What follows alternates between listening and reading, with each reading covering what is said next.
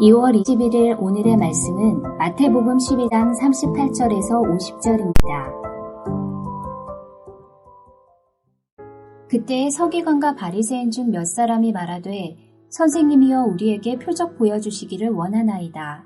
예수께서 대답하여 이르시되 악하고 음란한 세대가 표적을 구하나 선지자 요나의 표적밖에는 보일 표적이 없느니라. 요나가 밤낮 사흘 동안 큰 물고기 뱃속에 있었던 것 같이 인자도 밤낮 사흘 동안 땅속에 있으리라.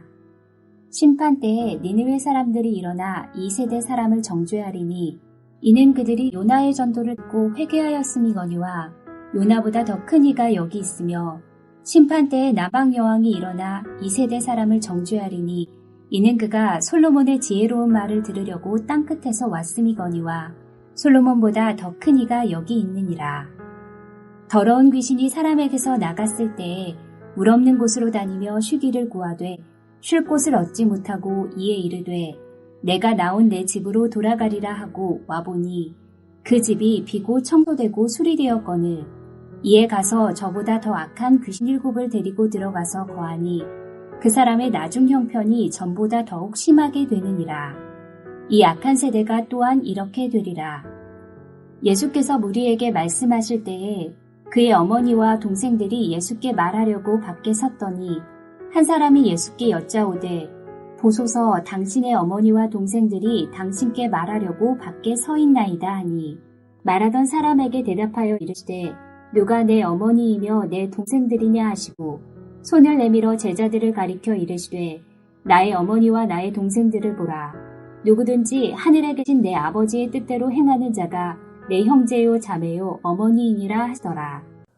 마태복음 12장 38절에서 50절 말씀을 함께 묵상하겠습니다.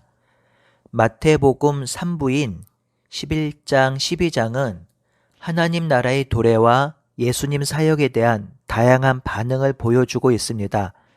긍정적인 반응을 보이는 무리도 있고 부정적인 반응을 보이는 무리도 있고 대적하는 무리도 있습니다.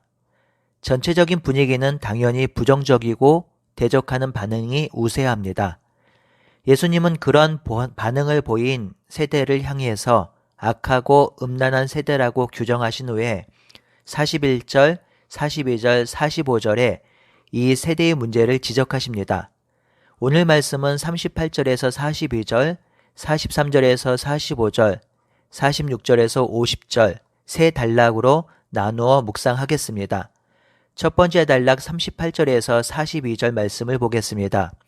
서기관과 바리새인들과 몇 사람이 와서 자신들에게도 표적을 보여달라고 요구합니다.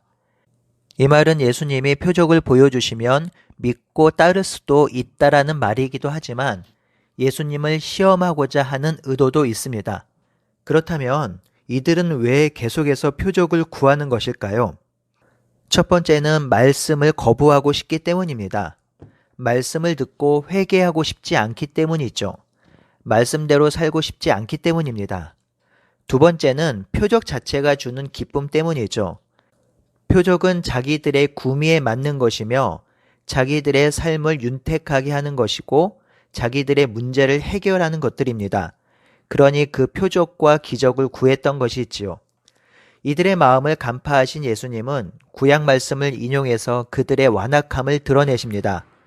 이 악하고 음란한 세대가 표적을 구하나 선지자 요나의 표적밖에 보일 표적이 없다.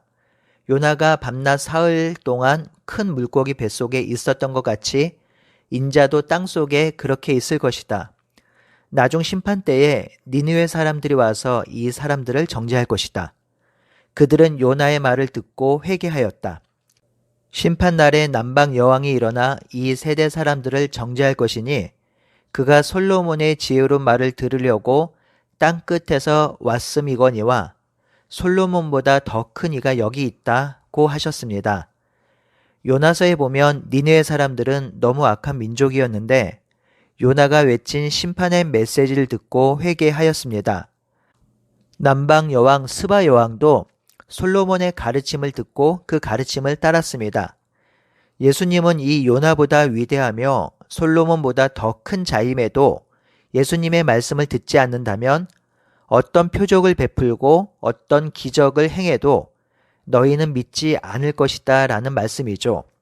예수님은 이렇게 표적을 구하고 말씀은 거부하는 이 세대를 향해서 악하고 음란한 세대라고 책망하셨습니다. 성도 여러분, 사람들은 표적과 기적을 좋아합니다. 그런데 세상에서 가장 놀랍고 신기하고 은혜로운 표적과 기적은 믿지 않아요. 바로 예수님이 살아나 부활하시고 승천하신 표적과 기적은 믿지 않아요. 이유는 내가 원하는 표적과 기적이 아니기 때문입니다.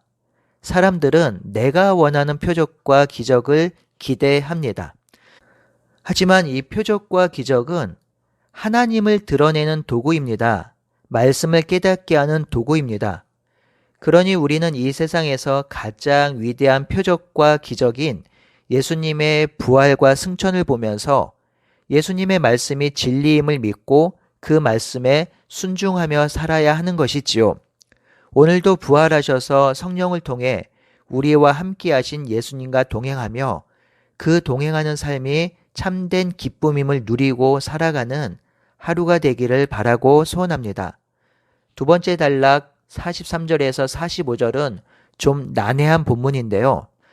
저는 이 세상에 영적 중립지대는 없다라고 이해하였습니다. 더러운 귀신이 사람에게 나갔습니다. 그리고 물 없는 곳으로 다니며 쉬기를 구했지만 얻지 못합니다. 그러다가 나온 집으로 다시 가야겠다 생각하고 다시 그 집으로 갔는데 거기가 청소되고 수리되었습니다. 쉴 곳을 찾지 못했던 귀신은 다시 그곳으로 들어가서 그곳에서 살았습니다. 여기서 집은 사람을 가리키죠. 더러운 귀신은 이전보다 더 악한 7귀신을 데려와서 그 사람에게 거합니다. 성도 여러분, 귀신이 나갔던 사람은 깨끗해졌습니다. 그런데 그 상태로 텅 빈 상태로 있으면 안 되는 것이지요. 귀신이 나갔으니 이제 귀신을 따르지 않고 새로운 삶을 살아야 하지요. 예수님을 따르고 순종하고 하나님을 예배해야 하지요. 그런데 아무런 행위도 하지 않습니다. 이것을 놓칠세라 나갔던 귀신이 이 사람에게 다시 들어옵니다.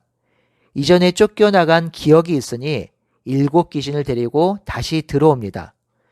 예수님의 오심으로 이 땅에 하나님 나라가 시작되었습니다. 이 하나님 나라 사역은 사탄과의 전쟁이지요. 우리는 이 전쟁을 힘써서 싸워야 합니다.